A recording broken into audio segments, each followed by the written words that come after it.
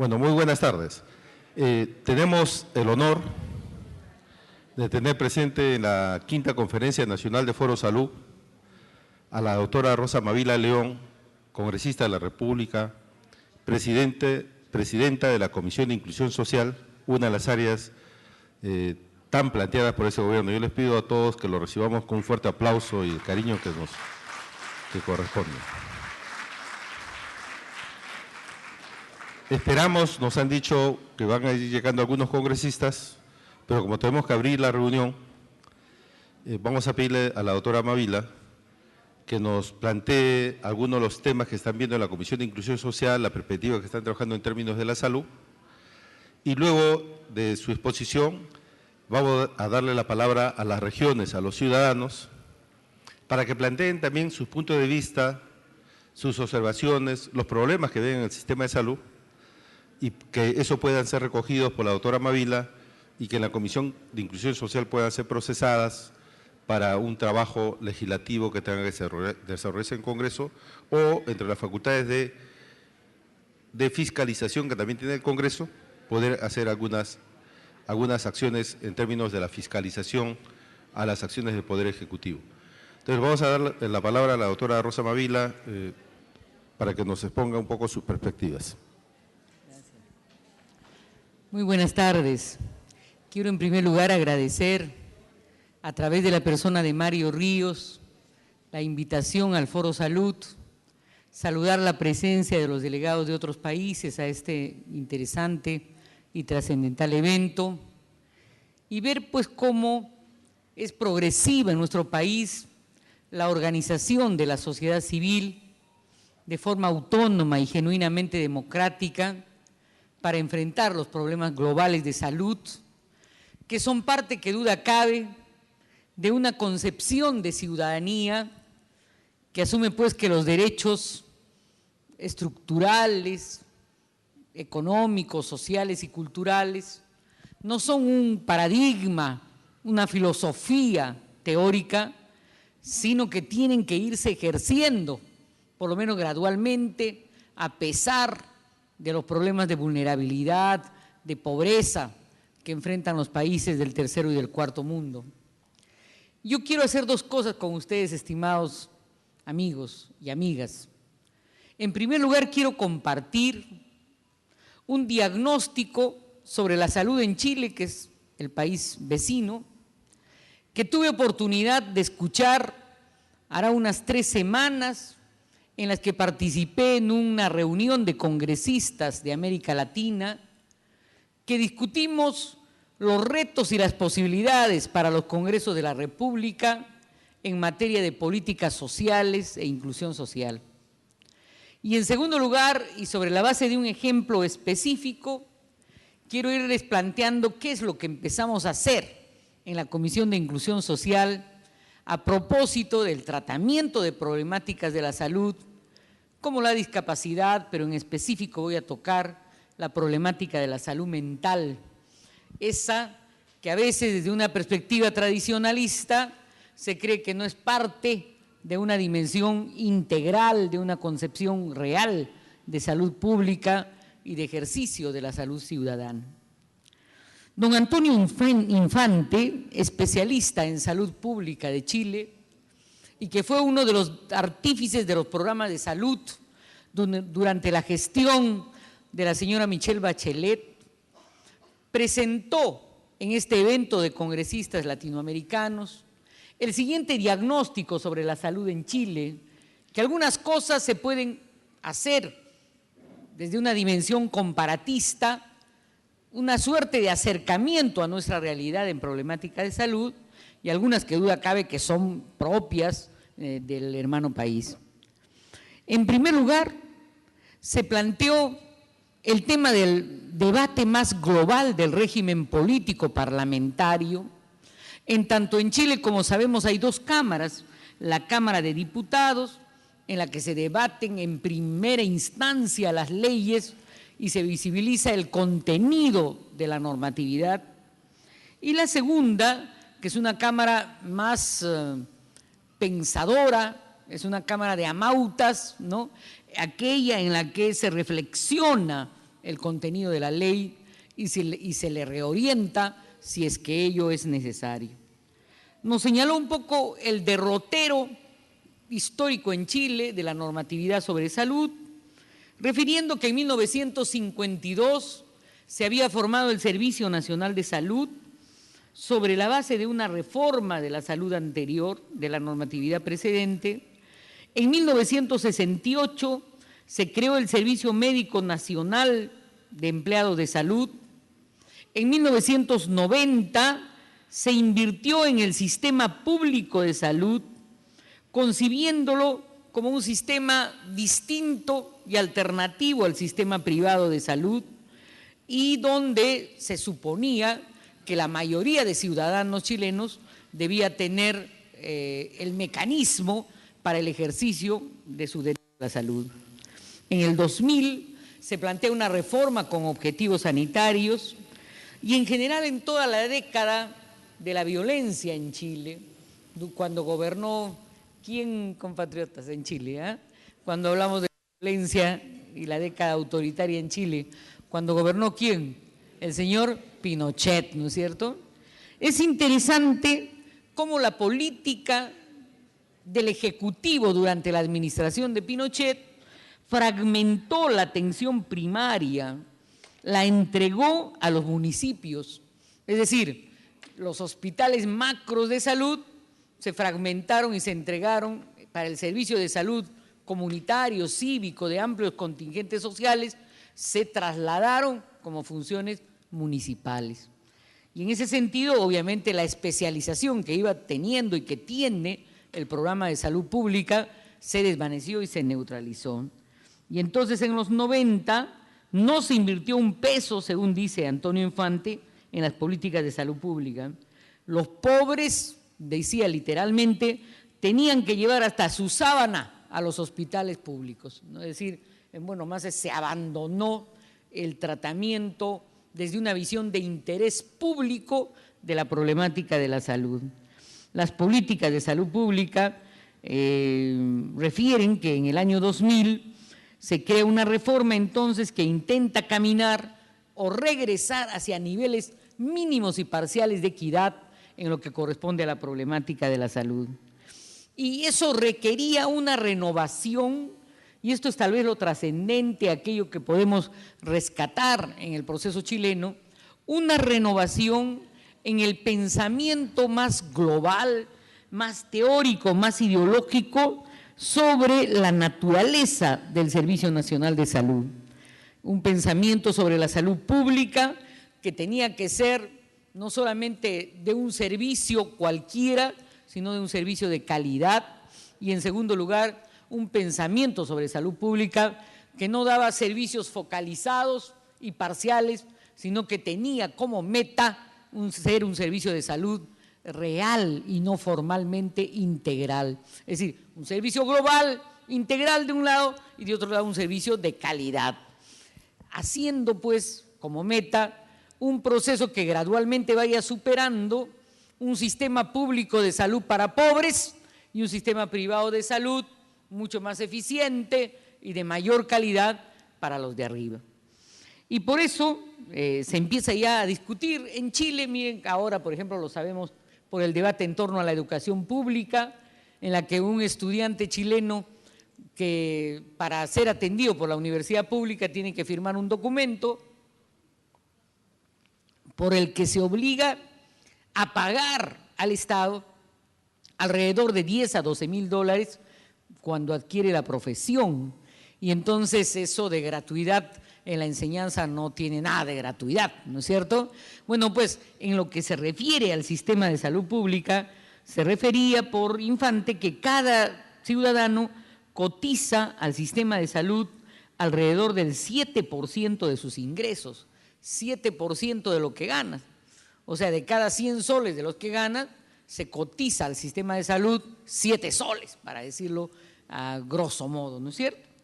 Y entonces hay, sin embargo, a pesar de los esfuerzos de democratización en el acceso a los servicios de salud, sigue habiendo dos regímenes distintos, dos aguas diferenciadas en el tratamiento de la salud.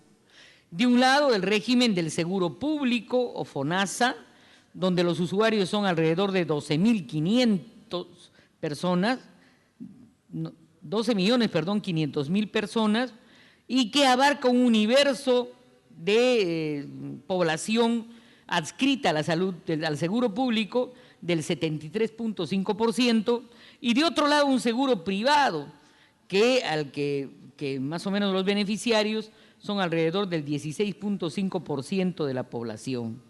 Y entonces este programa masivo, ¿no es cierto?, de salud pública se orienta básicamente a dar servicios como el control de mortalidad, a servicios como dar tratamiento a la población envejecida, donde priman las enfermedades crónicas, y se traza la meta de que ningún pobre, ¿no es cierto?, sea desatendido. Y sin embargo hay la exigencia de que ningún pobre deje de pagar. El pobre paga en tiempo de espera, cuando no paga en cantidad monetaria. Sucede que estamos ante un servicio de salud.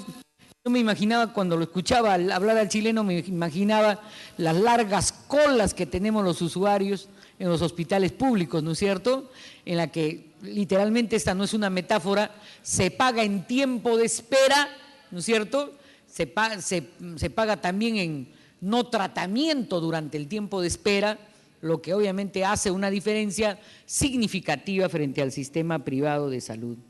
Y hay otro elemento que seguramente es trascendente, lo escuché en las reuniones previas, en la campaña electoral, antes de las elecciones políticas, en el Foro Salud con promotoras de salud de mujeres de Lima, en el sentido de que acceder al seguro de salud no implica sino acceder a un tratamiento ambulatorio inicial y no a un verdadero tratamiento de calidad respecto sobre todo a las enfermedades de trascendencia con riesgo de muerte, como el cáncer de mama, de cuello uterino, ¿no?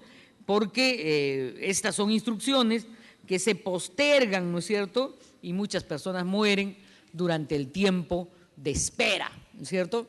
O peor aún, muchas personas mueren porque ya categóricamente está sancionado que ese tipo de enfermedades graves y largas en el tiempo no reciben atención en el sistema de salud pública en nuestros países.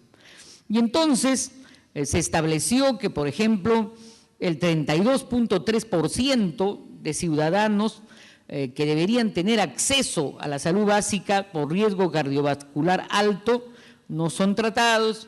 El 20% de ciudadanos que tienen diabetes solo son tratados el 6%, en obesidad 35%, solo son tratados el 18%.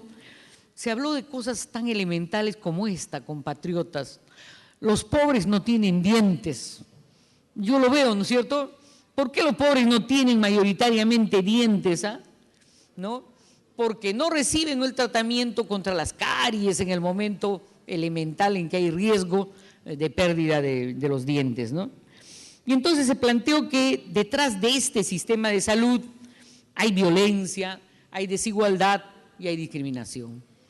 Y hecho este diagnóstico muy pragmático, muy breve, se planteó como ejes de la reforma de la salud los siguientes.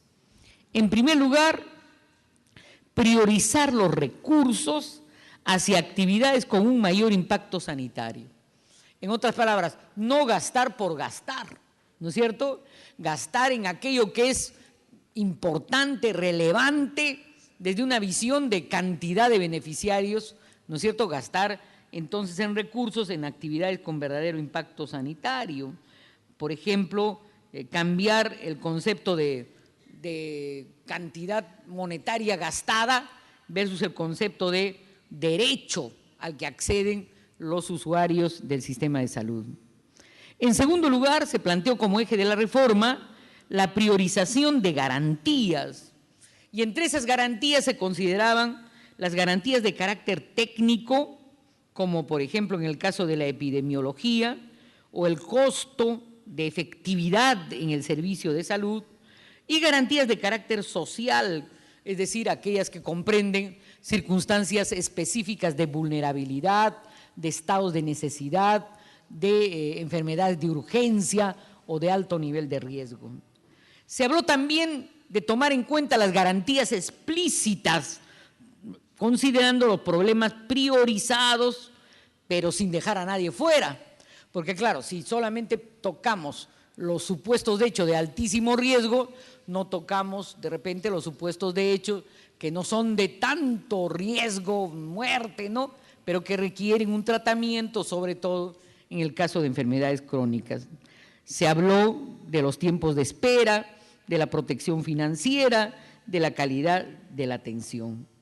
Se habló de cuáles deberían ser las instituciones acreditadas para un servicio de salud correcto.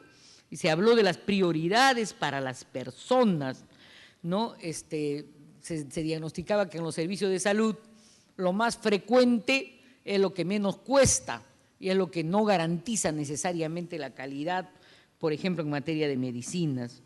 Se habló de que el sistema de salud debía plantearse las siguientes preguntas estructurales y básicas. La primera, ¿hay tratamiento eficaz en los grandes hospitales? Reitero, hay tratamiento que supone una secuencia, una progresividad, o hasta los operados, te operas y adiós, ¿no? Porque por la cama están haciendo cola un montón de beneficiarios. Se planteó también, ¿tenemos capacidad para ofrecer un tratamiento eficaz a lo largo y ancho del país? ¿Recuerdan ustedes la oferta electoral que hizo el mandatario Ollanta Humala de construir un hospital en cada distrito del país? Hace unas semanas el ministro de Salud precisó esta oferta refiriendo, y lo comprendí mejor porque en el caso chileno, ¿saben lo que está pasando? Hay algunos hospitales rurales que tienen una cantidad mínima de beneficiarios que se están cerrando, así como lo escuchan. ¿Pero para qué? Para concentrar en hospitales, ¿no es cierto?, digamos en un ámbito geofísico territorial mayor, pero que tengan un soporte tecnológico, logístico, de especialización, de médicos y de recursos humanos de alto nivel, del que sería hospitales con escaso nivel de personal y escasa logística, distribuidos en ámbitos territoriales sumamente alejados. Se planteó también de que la aplicación de la reforma de salud había tenido oposición. Y es curioso, estimados compatriotas, cómo la oposición más notoria en Chile había sido institucionalmente la oposición del Colegio Médico, que se opuso permanentemente a la reforma, señalando que en la encuesta nacional de salud no era necesaria una democratización tan general, que los estudios de la naturaleza y carga de las enfermedades no hacían necesaria una propuesta política más global e integral.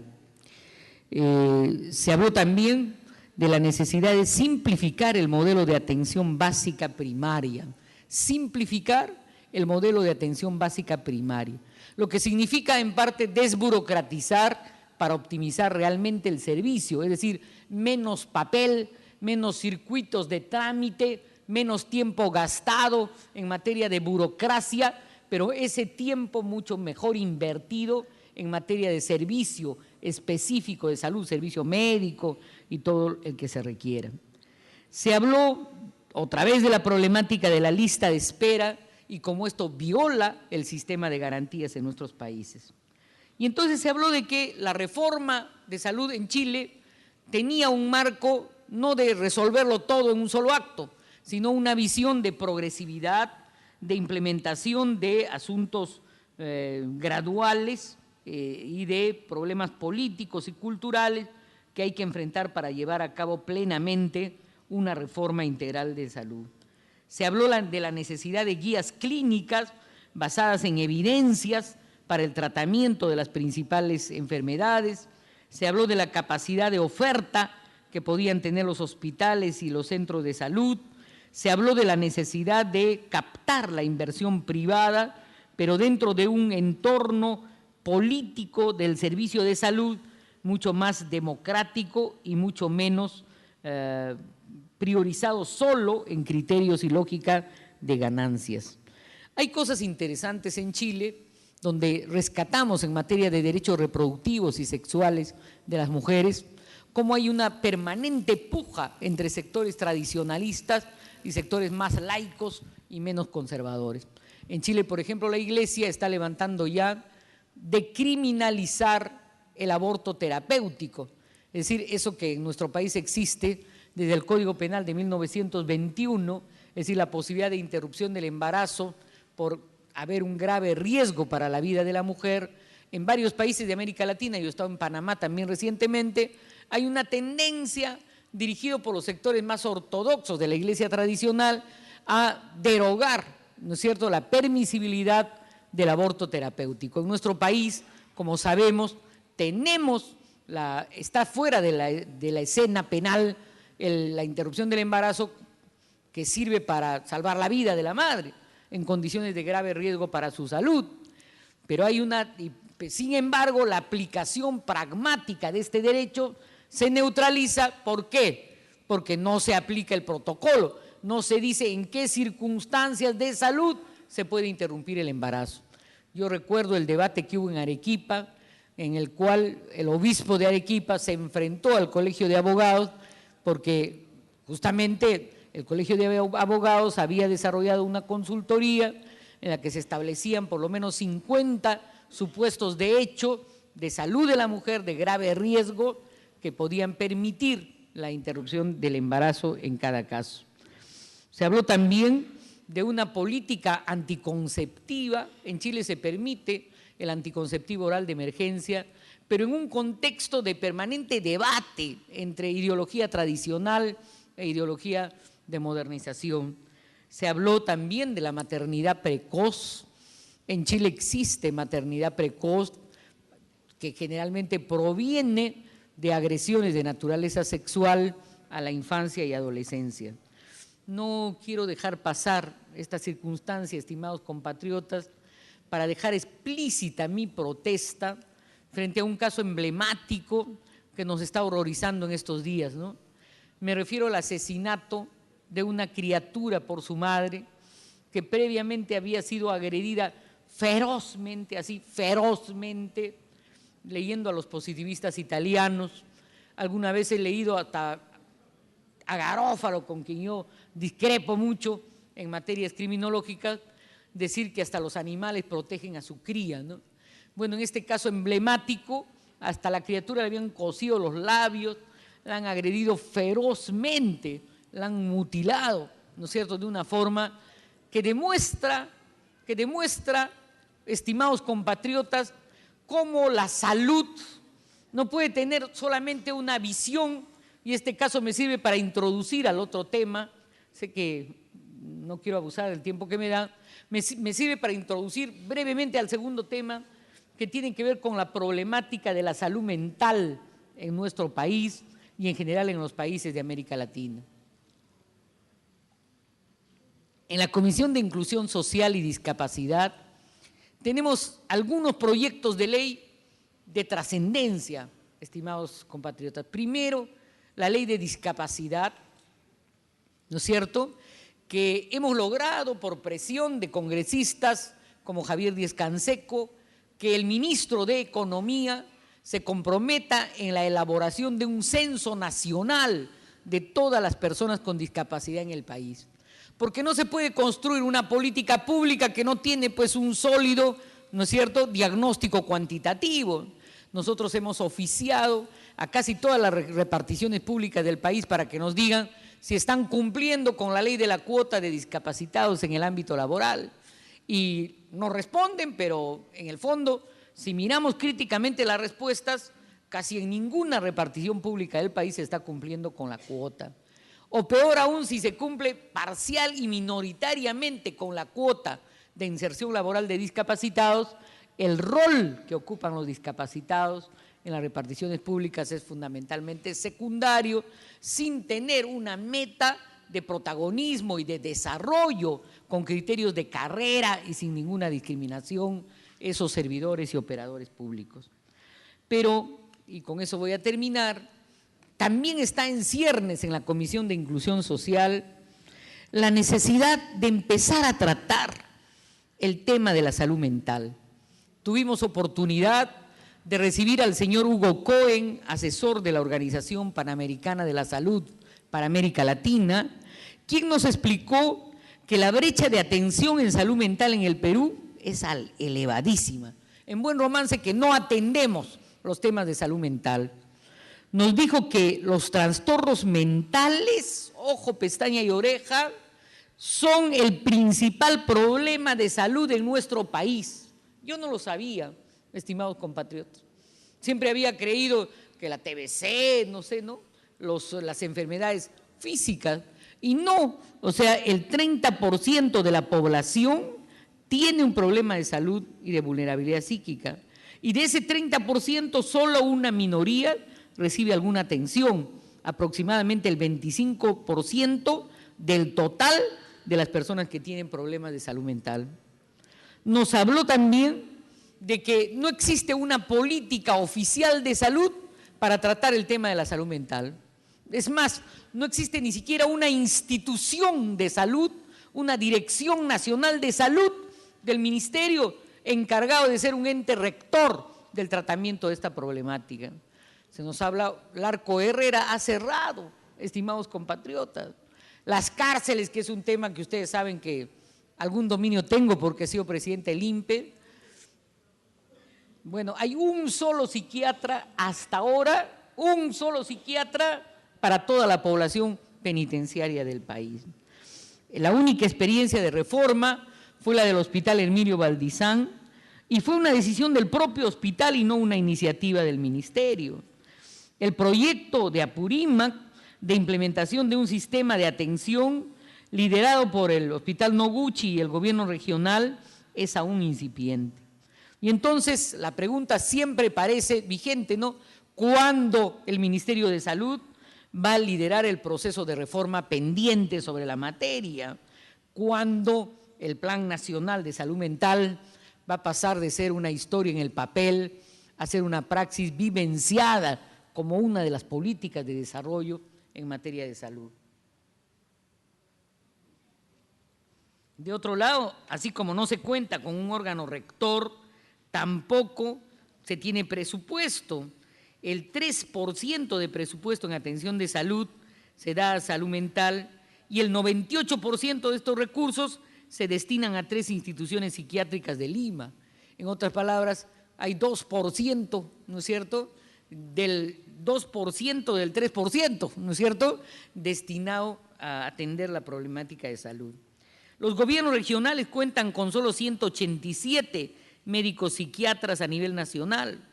De estos 187, el 82% trabaja en Lima y al menos 7 regiones no cuentan con un médico psiquiatra. Entonces, como entenderán, evidentemente aquí tenemos una tremenda falencia en materia de salud pública. El Seguro Integral de Salud, o SIS, no cubre la atención en salud mental. Y en los últimos años, el Ministerio ha hecho acciones y actividades de promoción, capacitación en el primer nivel de atención de los encargados de salud mental en cada establecimiento, ¿no? Pero ello no parece haber generado un impacto en la prevalencia de problemas de salud mental.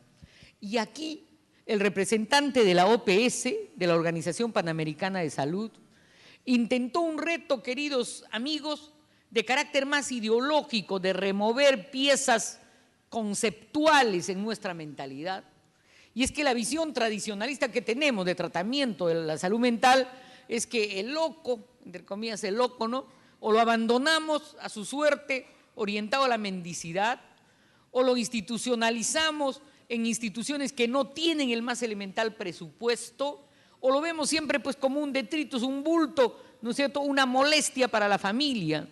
Y bueno, la experiencia de varios países, sobre todo latinoamericanos, nos dicen que podría ser viable una política de Estado que de alguna manera subsidie a otra persona de la familia que se encargue de acompañar y de hacer seguimiento en el contexto de la familia, sin excluirlo de su entorno, sin excluirlo de donde naturalmente vive la persona con vulnerabilidad mental. Por ejemplo, hay determinadas esquizofrenias en las que solo hay que controlar que se tome la pastilla, porque la persona que toma la pastilla está en absoluto nivel de coexistencia con sus pares. Pero si no la toma, va a ser irreversible que profundice la gravedad, profundice la agresividad y evidentemente profundice sus riesgos de salud mental.